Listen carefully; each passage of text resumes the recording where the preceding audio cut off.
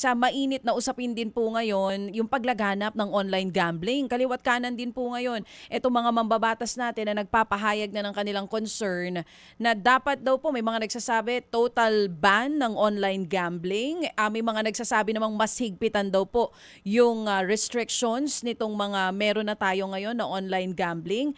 Pero sa pakikipag-usap niyo po sa Pangulong Marcos Jr., sa pinakahuling panayam niyo, ang sinasabi ninyo, pag-aaralang maigi kung ano talaga Opo. ang dapat gawin dito.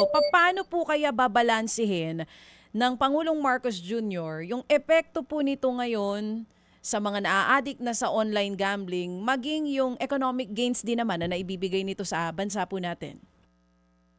Actually, ito po, since wala pa nga pong pahayag ang Pangulo patungkol po sa online gaming, tingin ko po babalansin po talaga ng Pangulo kung paano ito ah, bibigyan ng solusyon. Unang-una po kasi, dapat aralin din po ng ilang mga mababatas natin, hinay-hinay po muna tayo sa mga pagsasalita or kanilang pagbibigay ng suggestion.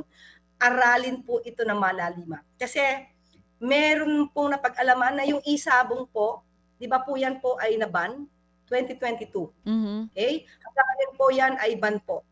Pero marami pong pumasok na illegal na isabong. Mm, mm.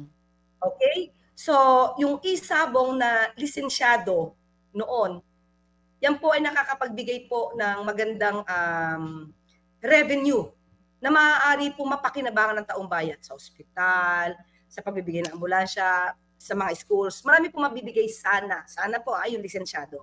At namomonitor po yan. Kasi lisensyado eh. Pero nung tinanggal po yan, umusbong lahat ng illegal isabong.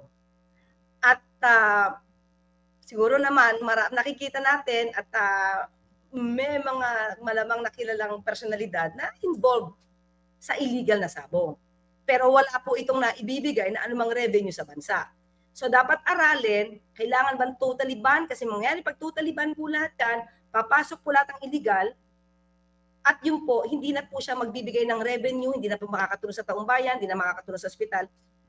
Kung ano man ang pwedeng kitain dito. So kailangan ba ng restriction para masugpo yung illegal? Dapat masugpo kasi yung illegal, yung hindi license. At ang Mm. mabuo lang po yung mga matitino na lisensyado para kontrolado. At ito pong kontrolado na to, may mga restrictions, pwedeng magbigay ng magandang revenue para sa taong bayan.